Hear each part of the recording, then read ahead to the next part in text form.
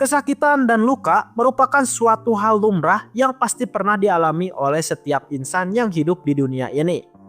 Dan satu hal yang membedakannya hanyalah sebuah tindakan saja, yaitu bagaimana cara mereka akan menyelesaikan rasa luka dan deritanya ini.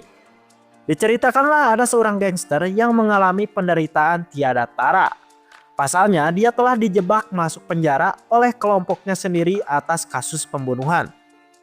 Hal ini adalah sebuah awal dari penderitaannya yang akan terus menghantuinya. Hidupnya telah benar-benar hancur sekali. Terlebih lagi anak dan istrinya yang tidak pernah menjenguknya. Pokoknya berantakan cuy. Maka dari itu dia bersumpah akan membayar semua kesakitannya ini dengan balas dendam. Hidupnya tidak akan pernah tentram sebelum ambisi balas dendamnya terbalaskan. Wow, ini pasti seru sekali cuy. Apa yang akan terjadi selanjutnya? Apakah balas dendamnya akan terbalaskan atau tidak? Entahlah. Tanpa berlama-lama lagi, inilah Escort to Seattle 2019. Check it out.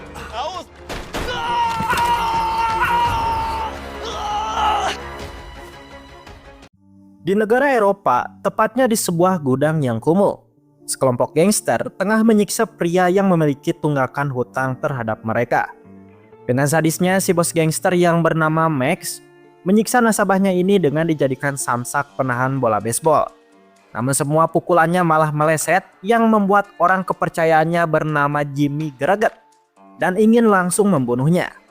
Tapi si bos mencegahnya sebab dia yang ingin bersenang-senang dahulu sebelum mengeksekusinya. Lalu salah satu anak buah yang bernama Frank mengajarkan si bos cara memukul bola baseball yang benar. Namun sama dengan sebelumnya, pukulannya itu masih meleset dan terlempar keluar. Melihat itu, Frank pun pergi keluar untuk mengambilnya. Hingga saat kembali ke dalam, alangkah terkejutnya dia saat melihat si bos yang sudah mengeksekusi si pria tersebut. Namun yang paling tidak menyangkanya adalah si bosnya itu telah mengkambing hitamkan dia sebagai pelaku pembunuhan ini. Akibat itulah Frank pun harus mendekam di penjara selama seumur hidup atas kasus yang tidak diperbuatnya. Dan dari sinilah awal mula kehidupannya benar-benar hancur. Selama mendekam di jeruji, Frank terus melamun untuk memikirkan nasibnya yang menyedihkan ini. Terlebih lagi sang istri dan anaknya yang tidak pernah menjenguknya ke penjara. Dan dari semua kesakitan ini, dia pun akhirnya menaruh dendam yang amat besar terhadap kelompok gangsternya sendiri. Seiring berjalannya waktu, Frank pun telah terkena sebuah penyakit langka bernama insomnia akut. Penyakit ini disebabkan oleh Frank yang selalu melamun dan tidak pernah tertidur. Dan efek dari penyakit ini berupa ingatan ketraumaan, tidak bisa mengendalikan diri, sempoyongan, dan yang paling mengerikannya adalah selalu berhalusinasi.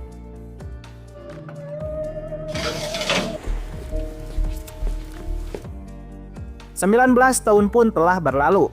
Frankie pun mendapatkan keringanan hukuman akibat penyakitnya itu. Sehingga yang awalnya harus dihukum seumur hidup, kini akan dibebaskan secara bersyarat pada hari ini. Tentu saja Frank pun merasa senang akan kebebasannya itu. Tapi sayangnya rasa kesedihannya harus menghampirinya lagi sebab tak ada satupun orang yang menjemputnya. Saat di tengah jalan yang sunyi, tiba-tiba seorang pria berjaket hoodie menghampirinya. Yang ternyata orang itu merupakan anaknya yang bernama Joy yang ingin menjemput ayahnya ini. Mengetahui hal itu, Frank pun merasa senang sekali bisa melihat putranya yang kini telah tumbuh dewasa. Dengan penuh kesenangan, Frank pun mengajak anaknya ini untuk segera bergegas sampai ke rumah. Akan tetapi sang anak memberitahukan kalau rumah dan mobil ayahnya sudah dijual demi kebutuhan sehari-hari. Frank pun terdiam sejenak saat mendengarnya. Walaupun begitu, ia pun tidak mempermasalahkannya dan bisa memakluminya. Di pagi harinya mereka berdua pun menyewa sebuah mobil taksi untuk pergi ke rumah dulunya yang telah dijual. Tentu saja hal tersebut membuat Joy merasa heran dan bertanya-tanya mengapa ayahnya ingin pergi ke sana. Sang ayah pun memberitahukan kalau dia hanya sedang merindukan rumah itu saja.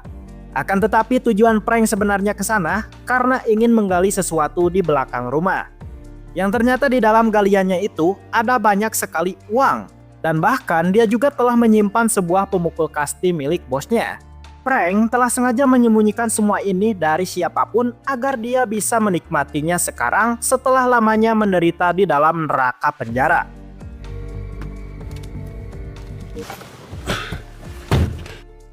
Kemudian Frank membawa anaknya untuk tinggal di sebuah hotel yang sangat mewah.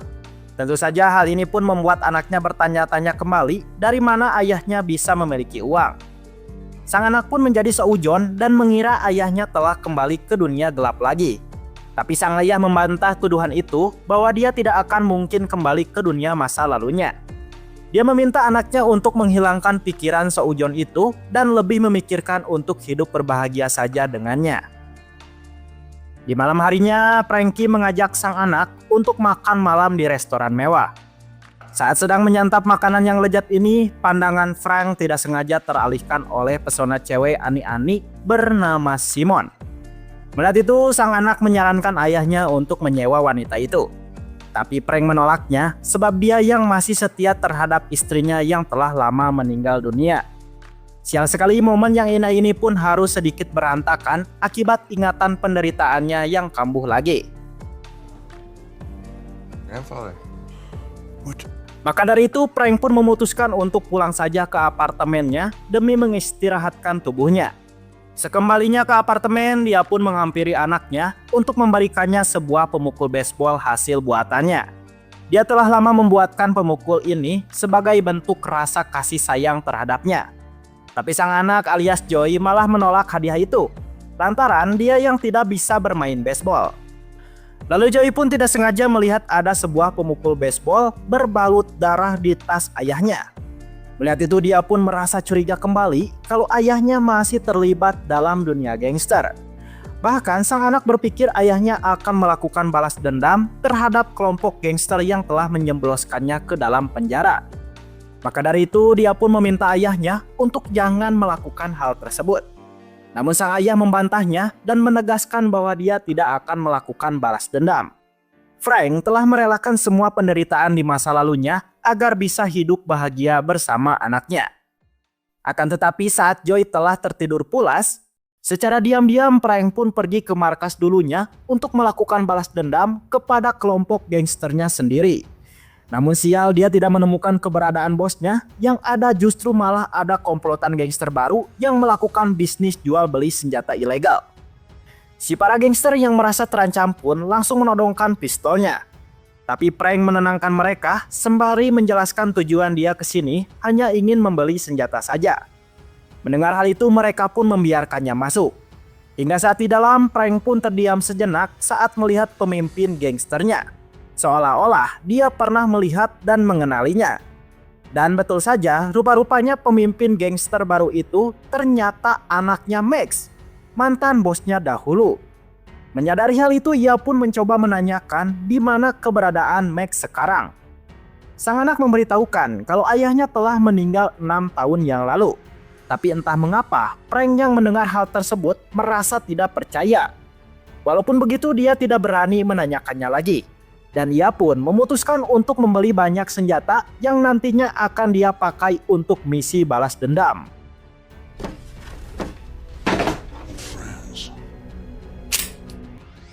Selepas itu, Frank pun pergi ke sebuah tempat bar untuk menemui teman lamanya di dalam gangster. Dan kedatangan Frank ke sana membuat si teman senang dan langsung menyambutnya dengan baik. Lalu mereka berdua pun mengobrol untuk saling bertukar cerita satu sama lain. Si teman bercerita, dia telah lama berhenti dari dunia gangster dan memutuskan untuk membuka bisnis baru.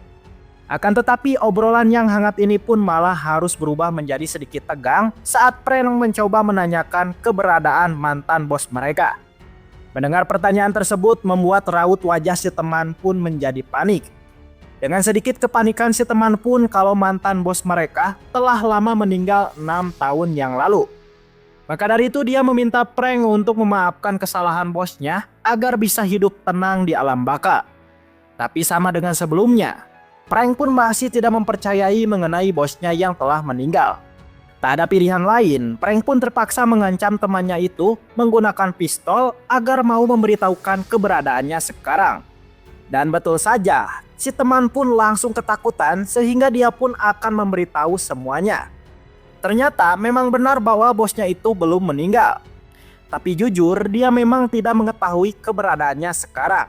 Si teman menduga kalau Jimmy seorang kepercayaan mantan bosnya yang akan mengetahuinya.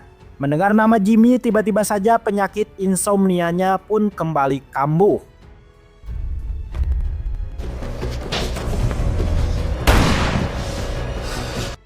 Ingatan kilas baliknya barusan membuat Frank pun akhirnya sadar kalau bukan bosnya saja yang terlibat, melainkan Jimmy juga. Maka dari itu dia akan menargetkan Jimmy dulu sebelum memburu bosnya. Tapi sial, penyakit insomnia akut yang diidapnya memberikan efek pusing dan lelah, yang membuat Frank memutuskan untuk kembali ke apartemen demi mengistirahatkan dulu tubuhnya. Hingga saat sampai di apartemen, Frank begitu panik sebab keberadaan anaknya yang tidak ada. Dia pun berteriak-teriak keras memanggil anaknya itu. Untung saja tiba-tiba datang anaknya yang menghentikan kepanikan ayahnya itu. Sang ayah pun merasa lega dan mengungkapkan kalau dia sangat takut anaknya pergi meninggalkan dia seperti ibunya. Mendengar hal itu, anaknya pun merasa kasihan terhadap ayahnya ini. Lantas ia pun mengajak ayahnya untuk pergi keluar dan bersenang-senang. Mereka berdua membeli pakaian, jam tangan, HP, dan bahkan mobil mewah demi kesenangan semata. Both of them, and I'll be paying cash.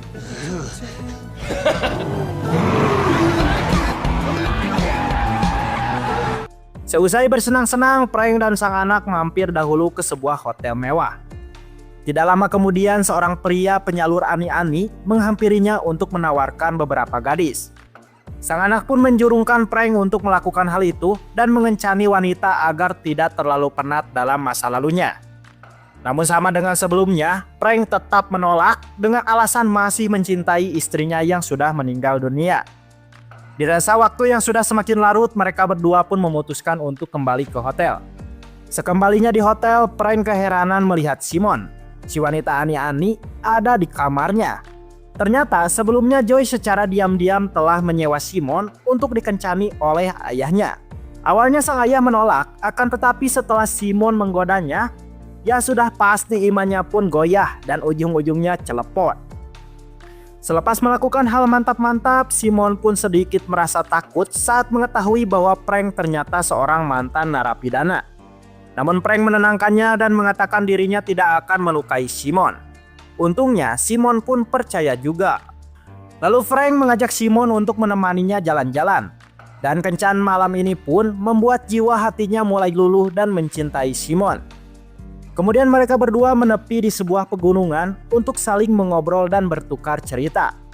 Frank pun bercerita tentang masa lalu hidupnya, bagaimana dia bisa menjadi seorang narapidana. Saat itu bosnya telah melakukan pembunuhan terhadap nasabahnya. Akan tetapi imbasnya malah dia yang dijebak dan dijebloskan ke dalam neraka itu.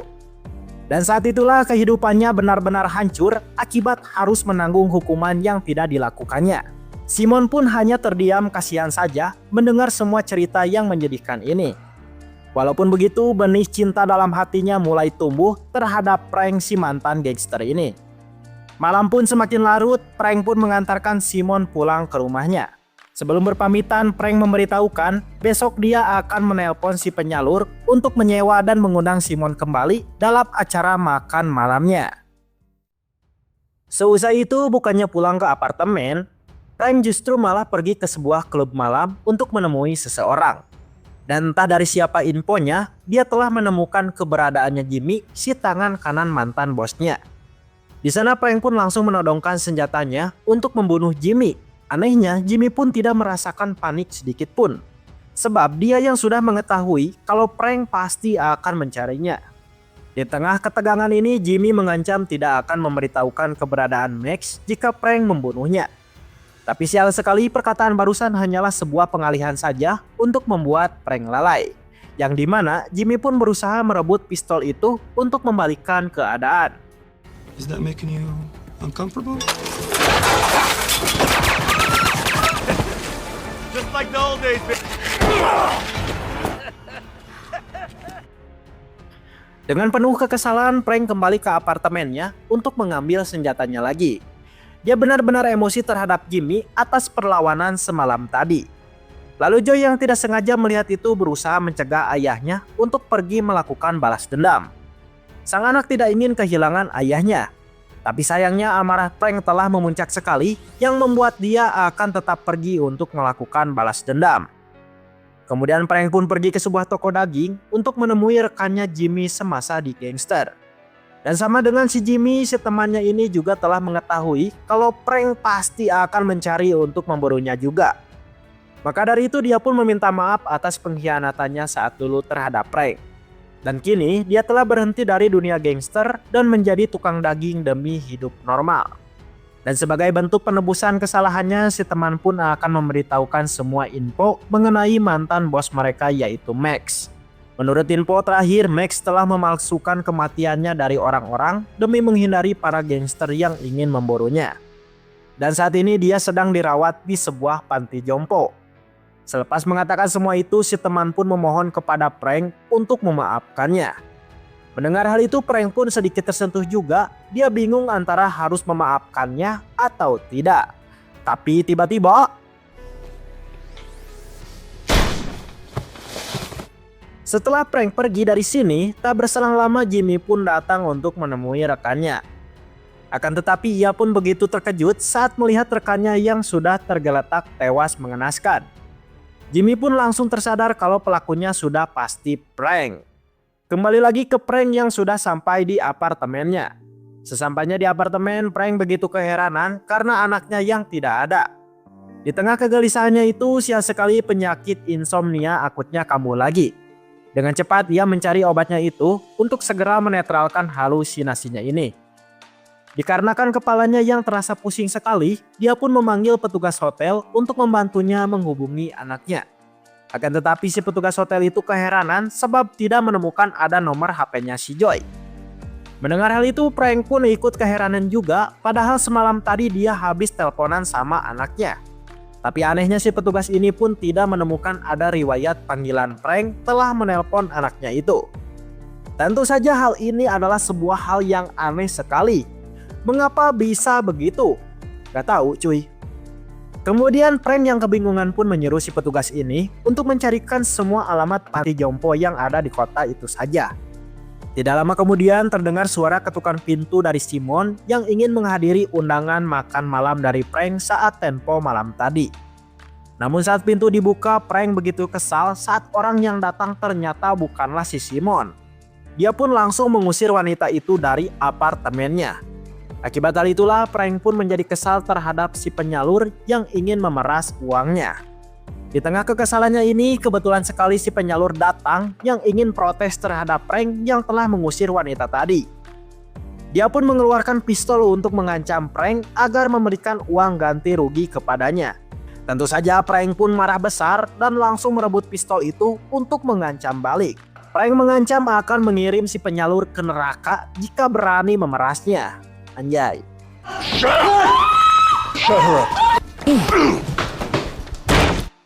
Siang harinya Frank pun pergi keluar untuk pergi ke panti jompo dan menemukan keberadaan bosnya.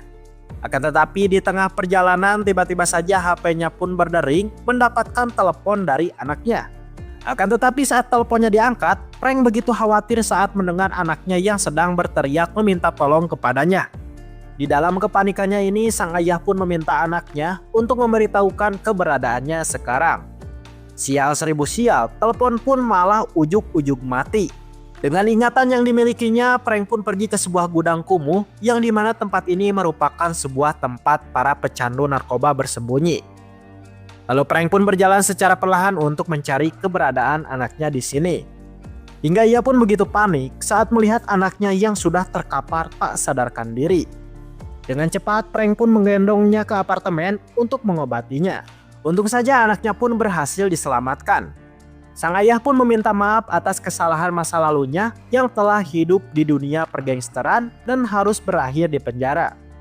Dia benar-benar menyesal telah menitipkan istri dan anaknya kepada si teman sekaligus pengacara yang kini telah membuka bisnis bar. Sebab si temannya itu telah menelantarkan keluarganya. Walaupun begitu, sekarang dia akan mencoba merelakan semuanya dan akan secepatnya melakukan balas dendam terhadap mereka demi menebus kesalahannya kepada Joy dan almarhum istrinya. Dan entah apa maksud dari semua perkataan itu, yang jelas Frank pun mengajak anaknya pergi ke pemakaman untuk berziarah ke makam istrinya yaitu Carver. Tapi sangat aneh sekali, di samping makam istrinya itu terdapat sebuah kuburan bernama Joseph Carver alias si Joy. Lah terus yang ada di samping Frank ini siapa? Terungkaplah segalanya di sini. Ternyata si Joy itu telah meninggal 6 tahun yang lalu ketika Frank masih mendekam di penjara cuy. Kita tidak tahu penyebab kematiannya. Namun yang pasti kebersamaannya selama ini hanyalah sebuah ilusi yang diciptakan oleh pikirannya Frank. Dan itulah penyebab mengapa si petugas hotel tidak menemukan ada riwayat panggilan satupun Frank pernah menelpon anaknya. Frank telah menciptakan semua hayalan itu sebab dirinya yang belum ikhlas menerima kepergian anak kesayangannya itu. Dan kini dia akan merelakan semuanya demi ketenangan roh anaknya di alam baka sana. Look what they did to you.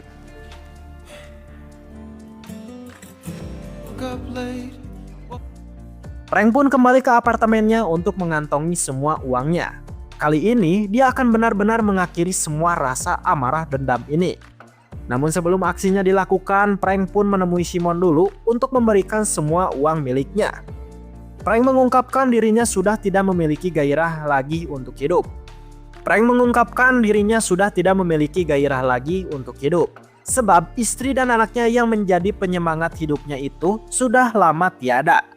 Maka dari itu Frank akan memberikan semua uang ini sebagai bentuk terima kasih terhadap Simon yang telah memberikan sedikit kebahagiaan dalam hidupnya. Simon pun hanya terdiam bingung saja mendengar perkataan itu. Lalu Frank pun pergi ke panti jompo untuk menemui bosnya yang dikabarkan dirawat di sini. Sial sekali, tanpa dirinya sadari Jimmy telah memantaunya dari belakang. Sesampainya di dalam, Frank begitu tak karuan dengan perasaan hatinya ketika melihat kondisi bosnya yang sangat mengkhawatirkan. Walaupun begitu, amarah telah mengendalikannya kembali yang membuat Frank pun berniat akan membunuh bosnya menggunakan pemukul baseball. Namun ingatan kebaikan sang bos tiba-tiba terlintas dalam benak pikirannya yang pada akhirnya Frank pun tidak jadi membunuhnya.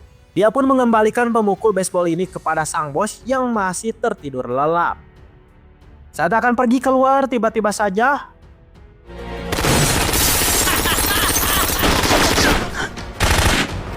untung saja tembakan Jimmy meleset. Mereka berdua pun terjadi adu tembak. Di tengah baku tembak, Frank berhasil menembak kakinya Jimmy. Dan di saat itulah, tanpa keraguan sedikit pun, Frank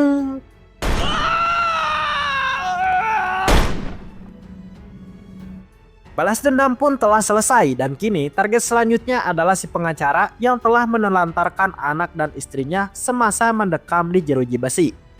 Dan kebetulan sekali pada hari ini anak si pengacara sedang melakukan acara resepsi pernikahan. Pengacara pun merasa heran sebab anaknya tak kunjung keluar kamar. Merasa ada yang aneh, ia pun masuk ke dalam untuk mengeceknya. Dan betul saja, di dalam itu sudah ada Frank yang sedang memegang pistol untuk membunuh si pengacara itu. Melihat itu, si pengacara meminta Frank untuk tenang jika ingin mendengarkan semua kebenarannya. Dirasa Frank sudah sedikit tenang, dia pun menceritakan segalanya. Saat Frank mendekam, dia telah mengurus baik dan memperhatikan segala kehidupan anaknya Frank. Tapi tanpa sepengetahuannya, anak Frank telah terjerumus ke dunia gelap dan menjadi seorang pecandu berat narkoboy. Walaupun begitu, dirinya itu masih terus bersabar merawat anak Frank yang sudah mulai gila akibat efek narkoboynya. Hingga suatu ketika ia pun mulai muak dan terpaksa membunuh anak Frank akibat selalu menghabiskan uangnya hanya untuk menghisap barang haram itu. Si pengacara pun berpikir mungkin Frank juga akan melakukan hal yang sama jika ada di posisi dirinya. Dengar hal itu, Frank pun terdiam sejenak dan memaklumi apa yang telah dilakukan si pengacara terhadap anaknya. Pada akhirnya Frank melepaskan pistolnya dan tidak jadi membunuh orang itu. Dia pun berjalan secara perlahan sembari sempoyongan akibat penyakit insomnia akutnya kambuh lagi. Sesampainya di luar, dirinya pun begitu terkejut saat melihat ada banyak pasukan kepolisian yang sedang bersiap untuk menembaknya. Namun Frank tidak mempedulikan hal itu dan terus melanjutkan jalannya, yang membuat kepolisian itu pun terpaksa menembak Frank.